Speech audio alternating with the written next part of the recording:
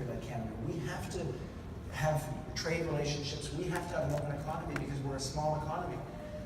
But we can't do it if people don't see benefit for their families. And so it really goes hand in hand. If you aim to have growth, but you don't show people how it's going to benefit them, then it's really not helpful. And if only the wealthiest in society get an advantage from technological change, then you're going to have eventually what's happening in the United States or in the UK happen here. And we know, and I think the people in this room understand, that you need to think about that in advance. You need to recognize the very real impact on families. And that's why we're proud of our starting point in doing things that make a difference. And then thinking about the long-term growth, which will of course be the real thing for opportunities down the road. Insightful. Well, this Thursday was a big day. Your Growth Council came back with recommendations. How do you feel about those recommendations? What are the next steps that you are going to take? Well, for all of you who have other lives and are looking at what an advisory council of growth says on Thursday, I'll tell you what they said.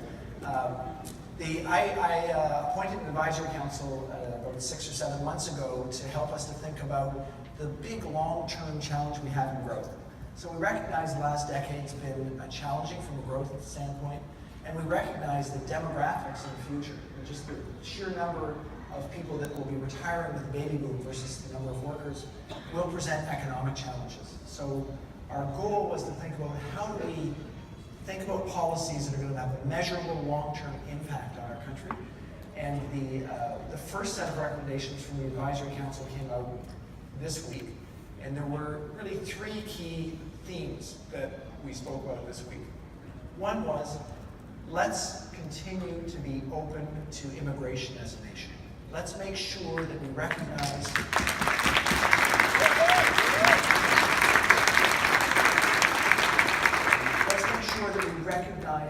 the enormous strength in this country through diversity, through our ability to attract people from around the world has been positive for us economically and can be something that can make a difference economically over the long term. So the objective was think long term about how we can move from where we are today to a much higher amount of immigration. That was recommendation number 1. Recommendation number 2 was think about how we can amplify the impact of the policies that we've identified to really make a real difference for Canadians. So we talked about infrastructure as a really important initiative in terms of making investments in the long-term health of our economy. We said we're going to double the amount of infrastructure spending over a decade.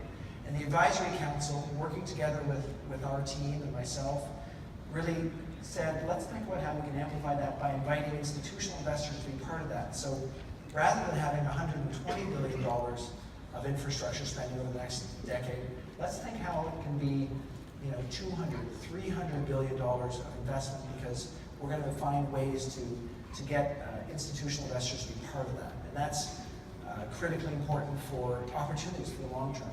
And finally, they said, we should be thinking about systematically doing what our government's already started. So over the course of this year, you would have seen announcements from General Motors and General Electric and Microsoft and Thomson Reuters making investments in Canada or moving their headquarters to Canada.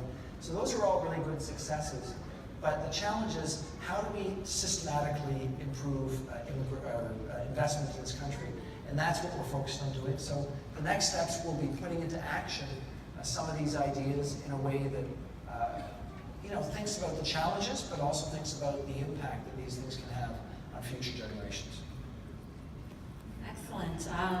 It's so true that our cabinet is really leading with, even right now, immigrants. We're welcoming them in large numbers, where the rest of the world is starting to close their doors, and it is important to focus on the people and how it will impact them, how that will make a difference in their lives and the everyday jobs that class people have. My next question really does go into a lot of what you're talking about with the infrastructure file. It's great to hear the news when these great big companies are coming across the border and finally setting up shop in Canada. It's fantastic and it excites me a lot, and I know we're doing something right. But we've made a lot of big infrastructure investments already this last year. You talked about it a little bit, but maybe you can, elaborate some more about how this particular historic investment is going to really change the lives of Canadians.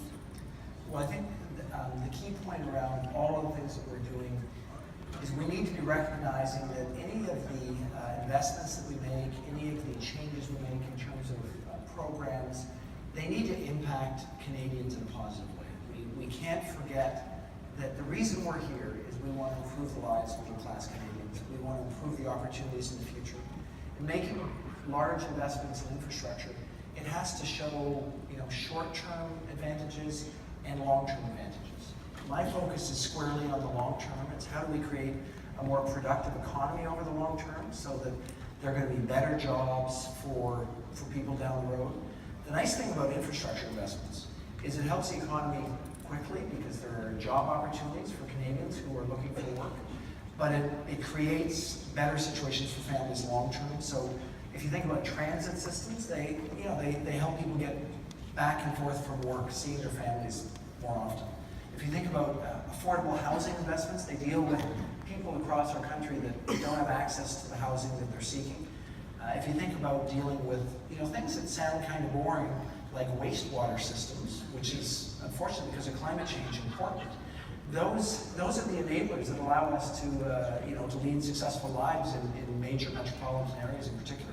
So we're thinking about those investments as a key part of our way to improve people's lives. And it'll be important in the short term, but really important in the long term. Well, I think it's going to definitely improve the lives of lots of Canadians, and especially those in my city and riding as well. Brampton recently got an infrastructure investment for wastewater. May not seem exciting at first, but it'll allow the city to really grow and become something